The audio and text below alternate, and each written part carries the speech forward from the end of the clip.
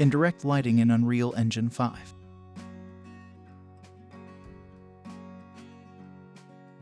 Add a direction light to the scene. In the settings, change the position of the sun so that it shines through the window.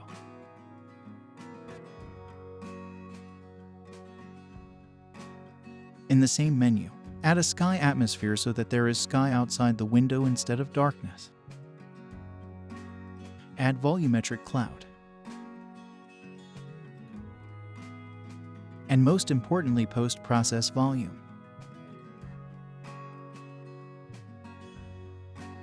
Now let's set it up. Find Infinite Extent Unbound in the menu and activate it. Scroll down the menu above and find the Exposure tab.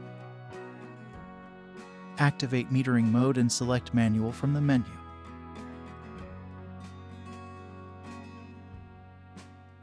Activate exposure compensation and apply physical camera.